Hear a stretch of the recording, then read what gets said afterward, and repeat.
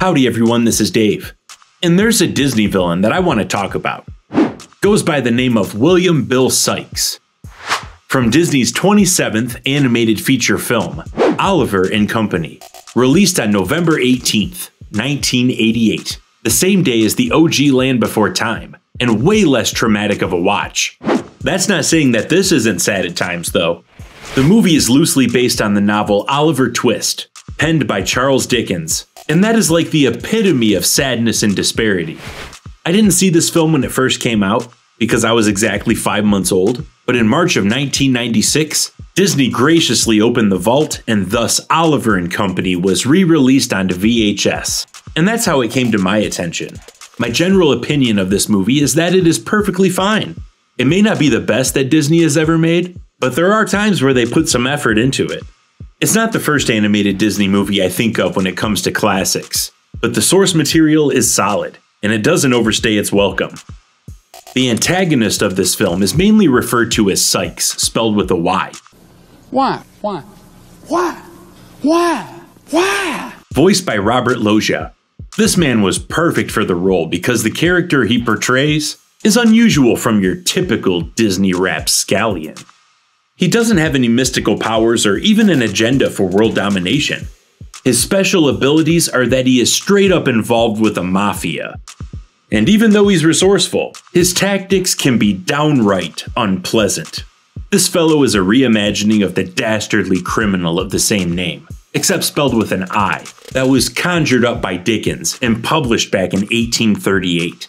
Sykes is unquestionably in the top 2 characters that are total bastards that Dickens ever produced, the other being Ebenezer Scrooge.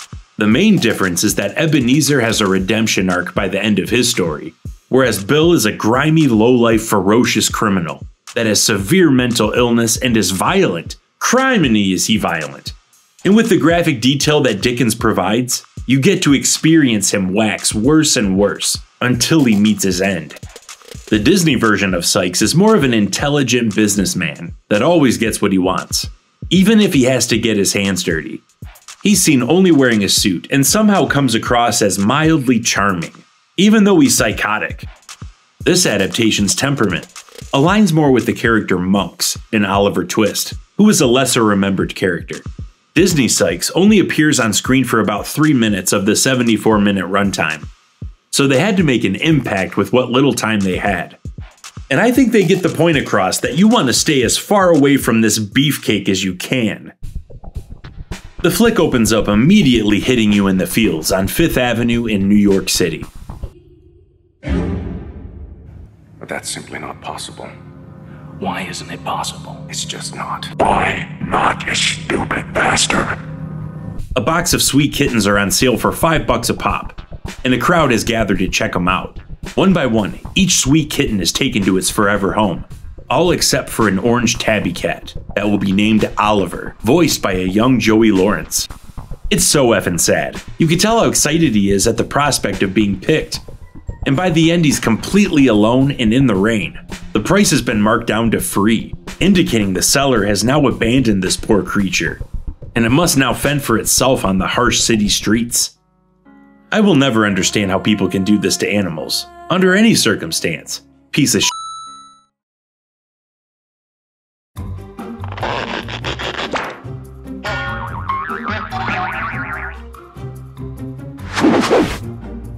I have a cat named Sam Axe, but this reminds me more of when I got my dog Ruger.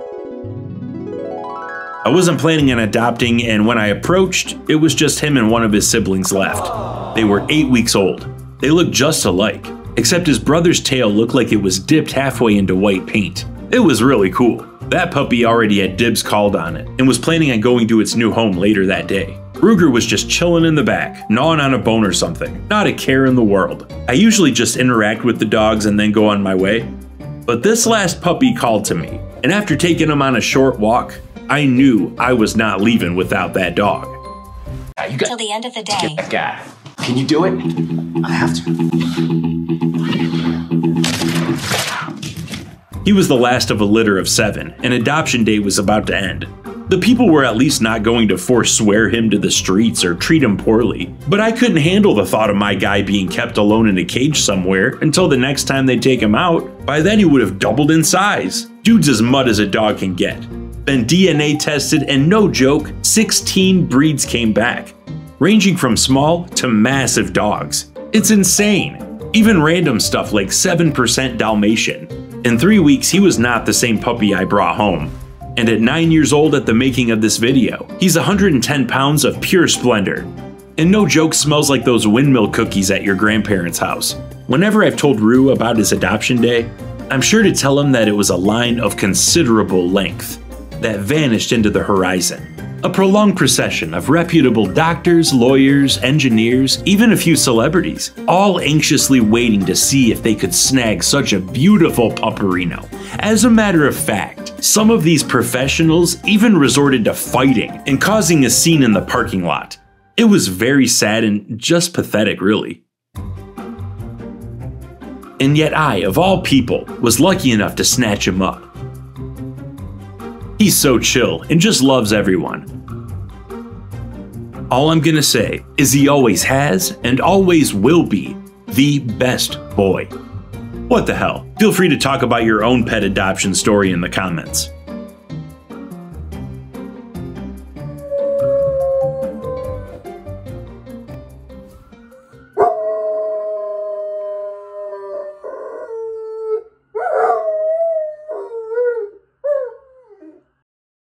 That type of connection is missed out by everybody, as Oliver is left on his own.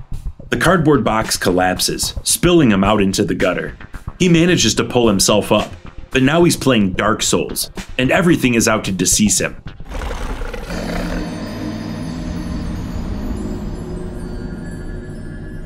Even the place in which he finds shelter for the night redistributes a rude awakening. When someone fires up the engine and starts rolling, he spends some time on the streets trying to see if someone will notice him.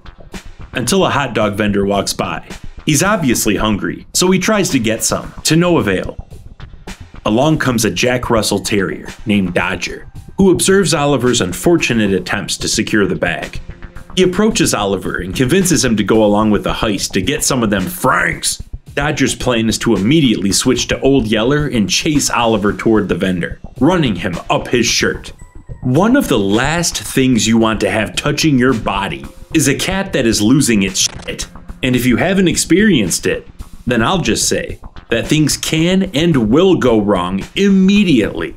Sam Axe is guilty of slicing my nipple in half through my shirt, for fuck's sake. One time I saw this lady whose middle finger had been bitten by one of her cats, and it got mad infected. Swelled up near triple the size. Hopefully she flipped someone off with it. Always clean feline scratches and cuts by default. But if you're bitten by a cat to where it punctures your skin, and you know it f***ed you up, don't be a hotshot. Seek medical assistance ASAP, because the curve of a cat's fang harbors bacteria that is sure to infect the wound. It's biological warfare. Dodger uses the distraction to yoink some links, and leaves his accomplice high and dry. Oliver escapes and conveniently catches up. Dodge has no intention of sharing the loot, and Oliver valiantly tries to get his, while one of the most debonair Disney songs ever laid down plays before us. Billy Joel voices Dodger, and also performs the song Why Should I Worry for the soundtrack. It totally slaps. Got stuck in my head big time during the making of this video. Dodger thinks he's ditched the cat and makes off with the goods, heading home to a dilapidated boat moored in the Hudson River, where the rest of the crew resides. We are introduced to the rest of the gang. Rita, voiced by Cheryl Lee Ralph. Einstein, by Richard Mulligan. Francis, by Roscoe Lee Brown. Just saw him in an episode of The Shield, actually. And of course, Tito, voiced by the man himself, Cheech Marin. Dodger exaggerates the events of how he got the hot dogs, and once Oliver shows up, they figure out that Dodger is full of it, and they accept the terrified kitten into the family. Now, a good amount of you will recognize the voice of Dom DeLuise, especially if you're from my generation. That dude was in too many things to mention here, but most notably for me, he was Itchy in All Dogs Go to Heaven and Tiger in the American Tail movies. He's the voice of Fagin here. The pronunciation of the character's name varies because I've heard some people pronounce it in more of a bundle of sticks kind of way. And in the unabridged version of the book, a lot of the time they just refer to him as the Jew. So we're just gonna roll with Fagin here. By the way, I know the novel version of the character is an absolute scumbag and a paragon of evil, the secondary antagonist working hand in hand with Bill Sykes. Whereas Sykes is the brawn, Fagin is the brains, and he even meets his end at the gallows. But they do him dirty with the anti-Semitic caricatures that are even carried into film adaptations. Like, get a load of this shit from 1948. Oliver and Company's iteration is a petty criminal that isn't the brightest. He's kinda shitty actually, and never learns his lesson. He does have decent qualities sometimes, like he occasionally does the right thing, and he does love his dogs. But even though he lives in the equivalent of a mansion on the water compared to other domestically challenged individuals, the dogs deserve better living conditions than this. They will not receive the care they need once a genetic ailment afflicts them. Einstein is a Great Dane, and they have an average life expectancy of 7 or 8 years. He won't be able to get out of that boat and climb steps soon. That was sad, I apologize. He enters the room with anxiety for the upcoming meeting, a box of treats in hand, which is reason enough for the dogs to go ape. The fun is abruptly cut short when a dreaded horn blares from outside. Fagin feels apprehensive about going out there, because the person he is meeting is a loan shark named Mr. Bill Sykes. I'd say Sykes is somewhere in his late 50s, approaching the age of 60, may even be in his early 60s. His hairline isn't what it used to be, and he relies on spectacles to see. And he also mainly sticks to the shadows and operates in the background of society, keeping a calm and casual demeanor with a loosened tie. But don't let any of this fool you, he is still fierce. We are seeing him in the later stage of his career, where he found his niche and is flexing on that. If this man was born between the 1920s and 1930s, then he was there to see our modern world develop from practically nothing, and he could easily gravitate to opportunities provided by the mob early on. Judging by his size, strength, and ruthlessness, I'd say he was an enforcer and a hitman. Think of Goodfellas and the lifestyle portrayed in that movie from the 1950s onward. If you didn't pay what you owed, Bill Sykes would be the one knocking at your door. One defining characteristic of Bill Sykes is that he is consistently chiefing massive stogies. Not just occasionally smokes in some scenes like we see with other Disney villains, but all the time. Aside from the last few seconds we see him, he always has one roaring. Now I like cigars just as much as the next person, but it just hurts thinking about how many of these he is putting up in the air on a daily basis. My guess is 4 or 5, but maybe that's just me being naive, because to someone out there that may not be a lot. There are plenty of differences, but also similarities between the Disney adaptation and the novel. Bill Sykes in Oliver Twist is 35, but still works with Fagin and his criminal ring of young boys. He is described as a brute, whose despicable actions and antisocial behavior ostracize him from the rest. A proficient thug, thief, and burglar, he is also the pimp/lover to a woman named Nancy, and is the master to a dog named Bullseye that follows him around. Sykes has a very short fuse and abuses them often while in fits of rage, which are common for this character. In the 1830s, there was no such thing as mental health. People are becoming more aware of it now, but this story takes place in a time where a lot of immoral things were going on, and it was perfectly legal, or they got away with it due to corruption. Children didn't even have rights. They were put in workhouses and forced labor, which is where Scrooge refused to donate to promote better conditions in A Christmas Carol, and where Oliver Twist was sent because his mother died during childbirth, and nobody knew where else to send him, subjecting his first decade of life to cruel abuse and neglect that only got worse before it got better. In the scene where Oliver goes, "Please sir, I want some more," there's a boy who's described as tall for his age, being ravenously hungry. He thinks of resorting to cannibalism even. Life sucked for everyone. Bullseye is usually depicted as a bull terrier in film, but in the novel he is described as a white shaggy dog, with his face being scratched and torn in 20 places. Which is awful. Sykes also massacres Nancy in one chapter near the end. He chokes, shoots, and beats her with a club. It is a very violent and bloody death, like hair stuck to the club bloody. Words like, "so much flesh," so much blood are used. He regrets this almost immediately, and the horrific act ends up playing a role in his demise. But we'll pick up on that later. Fagin and Oliver and company just can't seem to get it together, which is why he's in the situation that he's in, dealing with a loan shark. Sykes advanced an undisclosed amount of money to him, and is now looking to collect. A scenario that nobody wishes to be in. And here's something I'm wondering. These animals flirt with the line between anthro and non-anthro a fair amount. Like they can communicate with each other, which is pretty standard. They don't wear clothing aside from occasionally wearing accessories like sunglasses and hats. Dodger sports a bandana, which can probably be put in the same category as a collar here. Tito also dons a bandana, but his is wrapped around his head like a human would wear.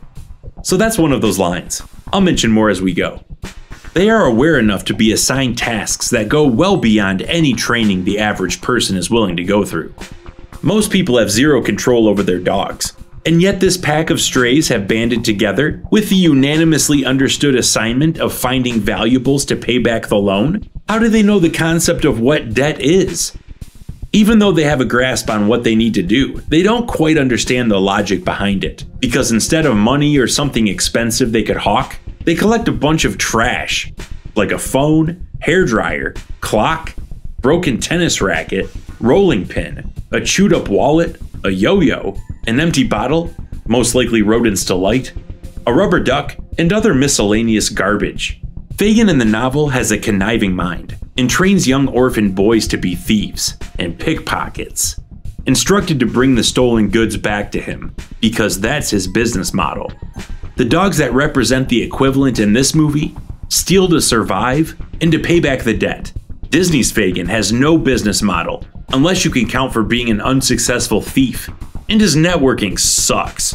He's probably seen as a joke and has burned bridges with everyone, leaving no one else to turn to. Which brings me to my next notion. This is 100% Fagin's problem. Like everyone else on the planet, he is responsible for what he makes out of his life, and he must deal with the consequences of living such a lifestyle. The fact that his expectations for survival are placed in a bunch of dogs to bail him out is absolutely absurd. Dogs could never understand stuff that only humans could come up with, like debt, cash flow, insurance, windfall, insurance rates, warranties, mortgages, Roth IRAs, and taxes. What does he do all day that contributes to hacking away at this debt? I wish I knew how much he was actually lent, because I'm sure back in 1988, it was hard for a guy like this to come across 20 bucks, let alone a few hundred, and a few thousand would be outside of his reality. Whatever the money was used for was simply a band-aid for future troubles he would have down the line. One decent change the movie made is at least Sykes actually takes care of his dogs. He even has a custom hood ornament of them. Sykes' dogs/goons are two Dobermans named Roscoe and DeSoto, who are also aware enough to understand tasks. They enter the barge and start throwing their weight around, while Fagin goes out to meet their boss with his puny chest of junk. Fagin knows he's in deep shit, and Sykes doesn't bring any sympathy, as he emits a constant stream of intimidation. Fagin tries to gas up the trash and flatter Sykes on his black Cadillac, but it doesn't work. Sykes is bamboozled by what the degenerate had brought. A real facepalm moment for him. Like, is this guy for real? He starts losing patience, shoving the chest in Fagin's face. Sykes opens his car door on Fagin, nearly sending him over the edge, and empties his ashtray on his shoes. Instant karma strikes as Fagin pulls off Sykes' mirror. He doesn't even acknowledge it, or use it to fuel any additional rage. He just goes back to threatening Fagin about the money, rolling his neck up in the window and blowing smoke in his face. Fagin starts crying and begging like a little bitch, and Sykes extends the deadline by 3 days, which is rather generous. These guys typically don't want to kill the people they loan money to, because then there's no chance of ever getting that money back. That doesn't mean they won't be the cause of something traumatic though. You can still figure out how to get the money on top of new medical bills or other ways they could disrupt the peace in your life. Although that does kind of happen here, because inside, Roscoe cancels their subscription to the only real entertainment in the place, rendering it unusable. Who knows how long it took for them to score that crappy CTV TV, and who knows the next time they'll find another one. Nobody reacts to that either. What is up with totally ignoring when someone breaks your stuff? Sykes ends the meeting by blasting his horn, startling Fagin and causing him to get wet. Roscoe hears the horn and tells DeSoto that it's time to dip. But DeSoto has other plans because he just found a delicious cat and states that he likes to eat them.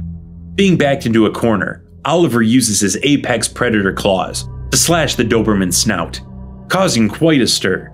There's about to be a full-on battle when a second horn from their owner signals the dogs to leave with unfinished business. Oliver is accepted into the pack, and they hit the streets to teach him the ropes. He immediately benefits from being part of a gang, and within no time at all, they see a rich, fancy car owned by the Foxworths, with family butler Winston driving and daughter Jenny in the back seat.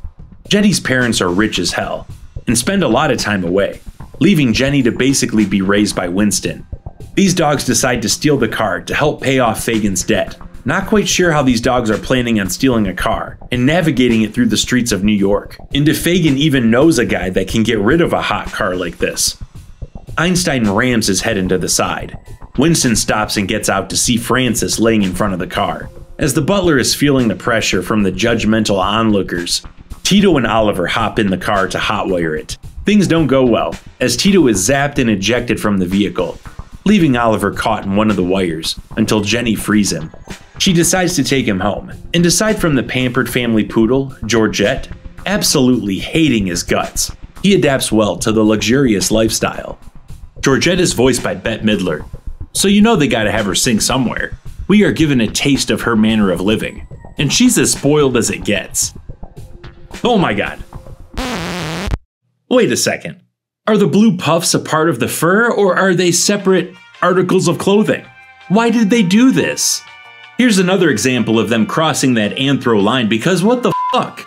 Stop sexualizing animals in kids' movies. Your fantasies can't ever be quenched, can they? Dodger and Tito followed the car to find out where they took Oliver, and returned to the gang to hatch a plan to extract him.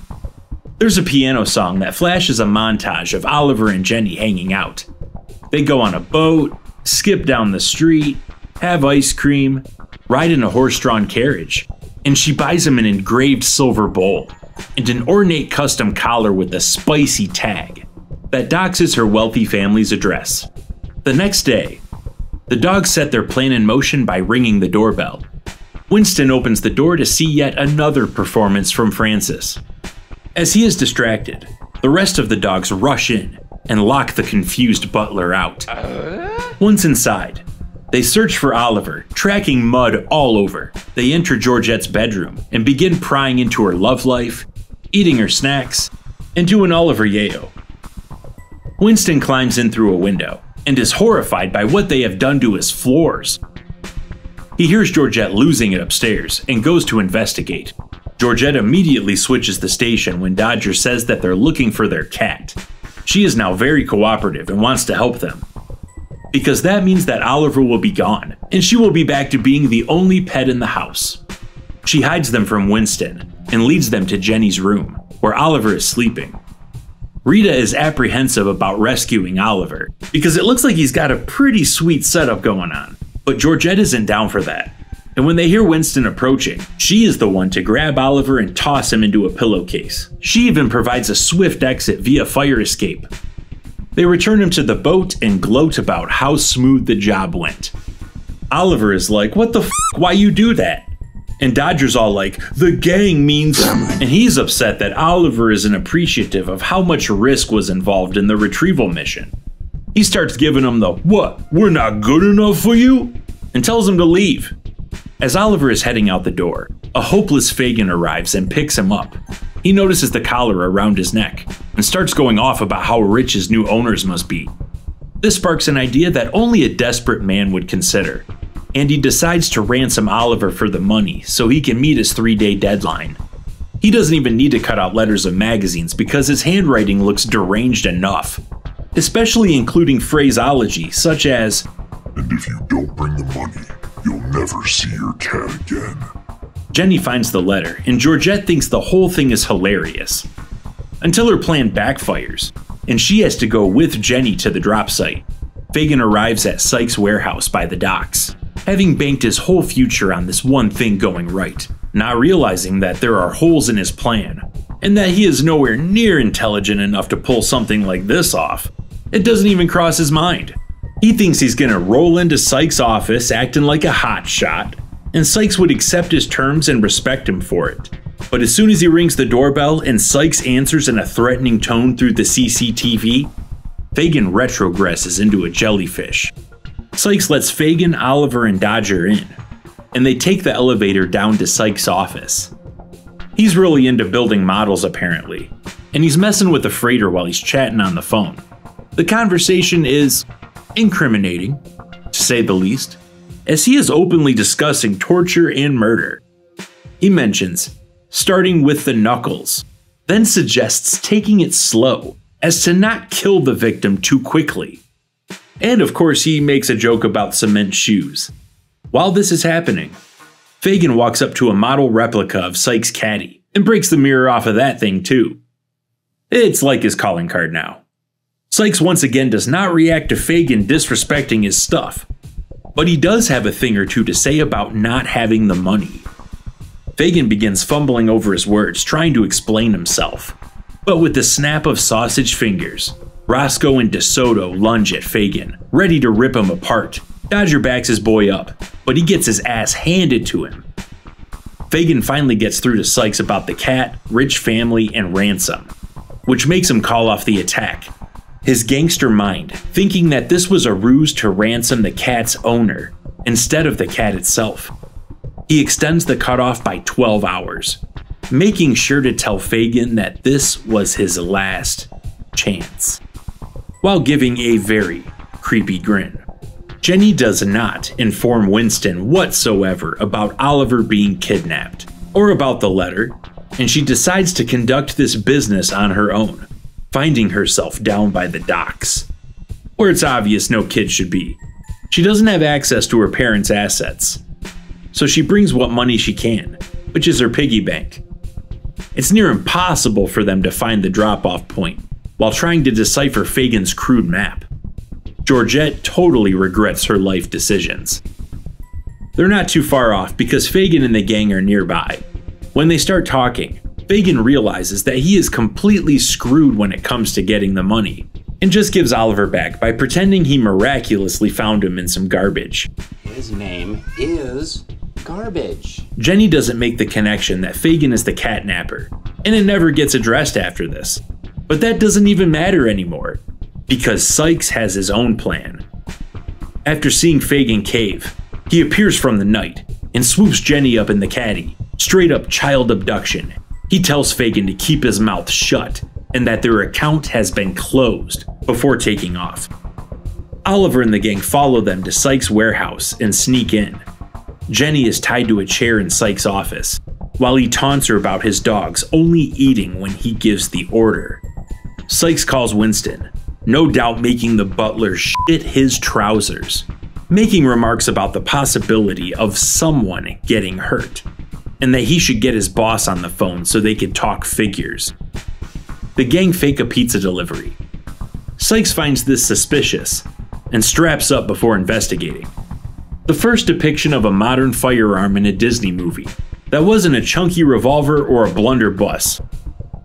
Tito, Francis, and Georgette trick Roscoe and DeSoto into a tarp trap. Sykes frees them, and they head back to find a locked office. Sykes starts breaking the door down, so thinking quick, they hook Jenny's chair to a hoist and use it to get them out of there. Sykes grabs an emergency axe and chops the electronics, sending Tito spiraling while being simultaneously electrocuted. The rest just drop and conveniently land on a winding conveyor belt that slides them safely to the ground. But now, the fun is over. Sykes and his dogs are waiting for them.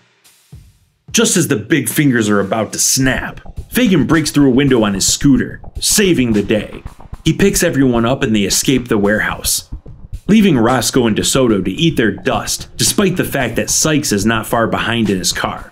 The Dobermans jump in, and he starts flooring it toward the drivable shopping cart, getting a little crazy as he careens down the stairs leading to the subway and does a burnout right on the platform. I am baffled at how they are going full GTA on the streets of New York City. And there are no cars out on the road or people walking on the sidewalks for them to plow through. Probably the most unrealistic thing in this movie. They are very fortunate that there weren't any people, because they would have racked up a serious body count by this point. It's also interesting that the NYPD wouldn't at some point be involved if something like this started popping off. The chase moves onto the tracks and Sykes follows. He throws his car into perma-gear as he snaps the handle off in second. He puts the pedal to the metal and the rubber on his tires shred off.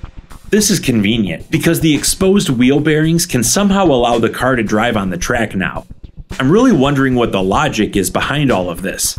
Sykes is usually a calm and collected businessman that isn't trying to draw a lot of attention. And here he is, the Leonardo da Vinci of drawing attention, putting his face all over the crime and being hell-bent on committing multiple homicide. What good will any of this do? He went from wanting to collect money from a loser to ransoming a little girl after personally abducting her. Now, I have no doubt that Sykes could have handled this entire thing on his own. But maybe 25 years ago, with some planning, did he have enough time to think this through? What does he intend to do with her if Winston can't get a hold of her parents? Because most of the time they act like she doesn't exist. Is he really going to off her and dispose of the evidence? And now that there's a whole chase scene going on, what does he think will happen if he attracts attention from the authorities? Is he going to go quietly? Or is he going to take on 3 stars because he's in his angry era? Big feelings! Sykes slams into the scooter, and Jenny goes flying onto the hood. He breaks the window with his massive arm and tries to pull her in. Oliver's like, oh hell no, and leaps onto Sykes' hand and chomps on it. Sykes lets go of Jenny and pulls his hand in, shaking Oliver off, hurling him into the back seat with 2 snarling Dobermen. Dodger comes to the rescue, entering in through the sunroof and sparking a brawl. The tussle has them breaking out of the back window and duking it out on the back of the caddy. Roscoe is about to fall, and he grabs Dodger's bandana, but he slips it off, and shockwaves are sent through the Doberman's body as it skids down the tracks. DeSoto knocks Dodger over and is about to take a few inches off the top when Oliver jumps on his face and causes him to also meet his fate by falling onto the electrified tracks. They are definitely dead. How has Tito survived after being electrocuted so many times? He's got that anthro-plot armor for sure. Jenny is hanging on for dear life and Fagin tries to help her out, leaving Tito to steer the scooter. Sykes seizes Jenny's foot and begins pulling her once again. But then Oliver and Dodger save the day by assailing Sykes. Like you'd expect, an oncoming train is heading right for them. Tito jumps the cart and they're able to avoid it. Sykes, however, does not become cognizant of the train until it's much too late. Chucking Dodger and Oliver off of him, he turns around to see the headlights of his demise, and he then experiences one of the more unique deaths that a Disney villain has ever endured. He loses a game of chicken with the train, and is promptly removed from the equation, as thousands upon thousands of tonnage sends him to the Shadow Realm. What remains of Sykes is engulfed in flames, a crumpled heap, crashing into the East River below. I just love the way they did this. The side angle where as soon as Sykes' car leaves the frame, the train comes plowing through, creating an explosion of fire, smoke, and car parts. His reaction to all of this is shown in a few quick frames. We see his pupils constrict in the lights right before the collision. In this situation, I wonder what is going through his mind. What were his last thoughts? Was he even thinking about anything at all? Or was he just like, oh shit? If we creep through frame by frame, we see the facial expression of a man that realized that he fucked up, lost his cool, got in over his head, had a fit, went ballistic, flipped out, flew off the handle, had a flare-up. However you want to word it, he got caught slipping and was taken to the cleaners because of it. Sykes isn't wearing a wedding ring, but you know a dude like this was married at some point, with a family that he traumatized and is now estranged. But his adult kids get random envelopes of cash here and there. Watching that train smashing sequence, you see his face looking straight ahead. There was no time for him to do anything that would benefit him. He's definitely not thinking about his job, how much money he made, material possessions, debts he needs to collect. anything like that. He is completely at the mercy of meeting his end and has to accept it. He just takes it, as he reenacts what happens when you got that story problem wrong in math class. When the train erases him, it doesn't even slow down or seem to receive any damage at all. Bill Sykes' death in Oliver Twist is way different. Let's talk about the novel for a second and add some context. Fagin and Bill are having a conversation about liabilities and leverage, to which Fagin says that if he is taken into custody, that he has dirt on certain people that he can use to bring them down with him. Sykes straight up threatens that if he or any of the boys in the company testifies against him on the stand, that he would leap over the railing and cave in their skulls, right in open court. He stresses that this will happen. Nobody would be able to stop him. He'd bash them so hard that he described it as leaving their head looking like a wagon had run over it. Bill then discovers that Nancy betrayed him, and he gets pissed.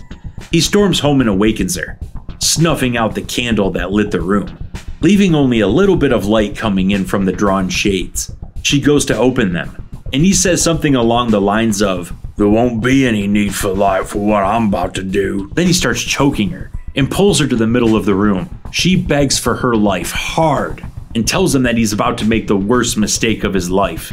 He doesn't hear any of it though, and he produces a pistol and fires it at her.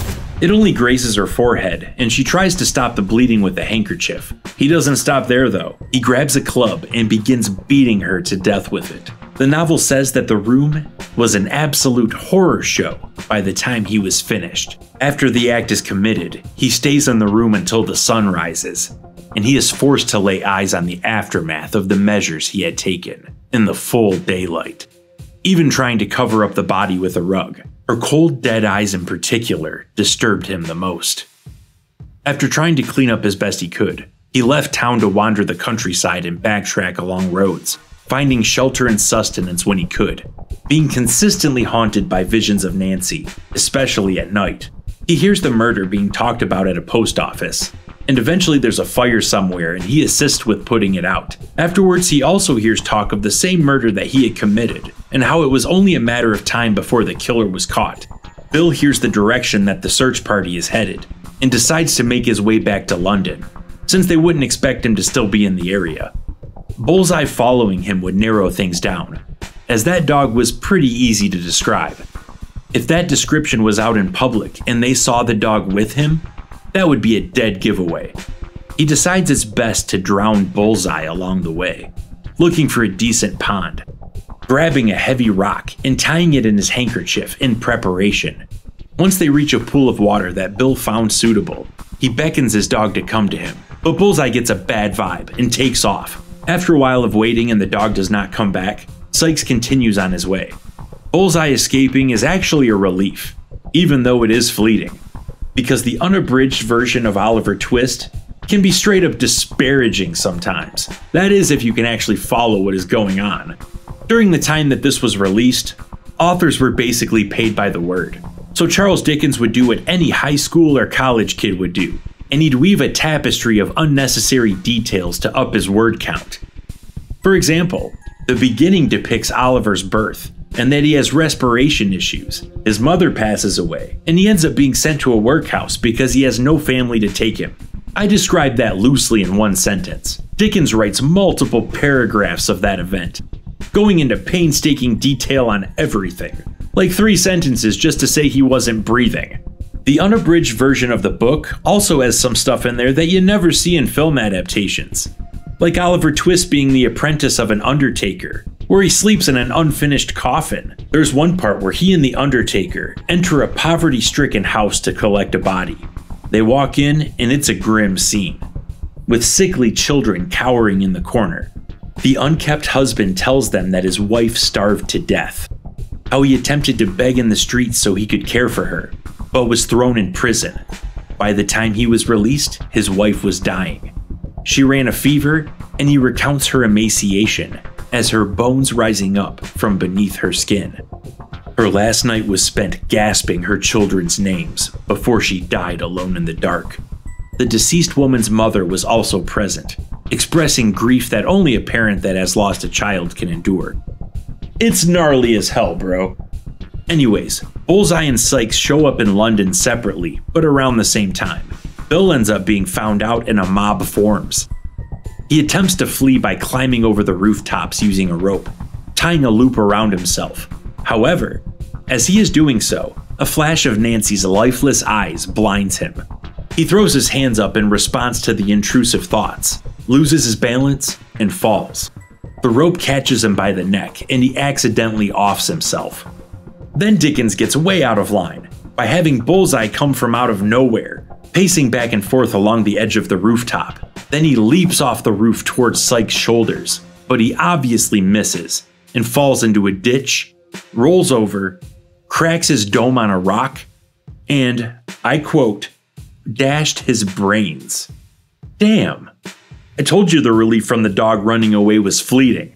In movie adaptations, Sykes usually ends up hanging, but the reason he gets there can range from being shot to falling unceremoniously. I'm sure some of them out there get it right, because it's not like I've seen every Oliver Twist movie. Thankfully though, I have not found any that include Bullseye throwing himself from the roof. Very poor taste. And I feel bad for that dog more than I do the main character, to be honest. Let's get back to Oliver and Company. Tito's expert driving saves everybody from smooching the train. Dodger and Oliver survive the collision somehow. Then they make you sit through that typical bullshit where you think he's dead and it's all emotional. Well, guess what? He's fine. The next scene takes place at Jenny's house, with everybody singing her happy birthday. The guest list includes all of the dogs, Fagin and Winston, which I'm sure is interesting for Winston, having this shady guy and his dirty dogs having access to this multi-millionaire's house. Also, does this poor girl not have any friends? On top of having parents that treat her as anything but a priority, she also doesn't have anyone to celebrate her birthday with aside from this filthy criminal and his band of dogs that have never been to a groomer or the vet. I'll take a party with dogs any day, but don't be coming in all nasty and untrained. If this is the best party that can be thrown together for a wealthy family's only child, then it must have been absolutely traumatizing for her before Oliver came along. Not like this will be a permanent fix because of the awfully short life expectancy of our beloved pets. And within no time, she will be back to where she was, except she's 14 years older. Plus, you know, she survived being kidnapped and almost died multiple times. And her parents still aren't there?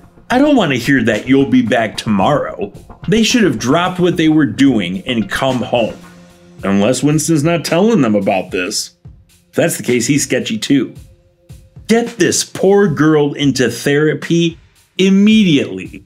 Fagin decides it's time to leave after he loses a $10 bet with Winston on a wrestling match and doesn't pay up, showing that he learned nothing and he will just get himself in trouble again by next Tuesday.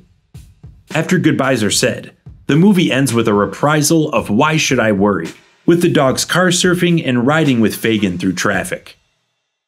The end. The Bill Sykes and Oliver and Company is a heavy-set mafioso that can be described as cruel, opportunistic, and sadistic. That says something for how little he appears in the film. Disney did not shy away from giving the impression that this character was a barbaric, violent murderer beneath his professional appearance. A man ready and capable to get things done. This Disney villain is one that didn't have a musical number associated with him. Could you imagine what a song about him would be like? Or if he actually sang it? The death of he and his dogs are noteworthy as being one of the more graphic and brutal deaths that Disney animation has ever produced. Sykes hasn't really made any other appearances in media, aside from the direct-to-DVD movie from 2005, called Once Upon a Halloween. Dang, it looks like this covers every villain from Snow White to Treasure Planet. I'm intrigued. Alright everyone, this video is way longer than it probably should have been, so if you've made it this far, I just want to thank you, and let you know that I appreciate it. That's all I have for now. If you enjoy my content, please feel free to like, comment, share, and subscribe. Until next time, have a good one.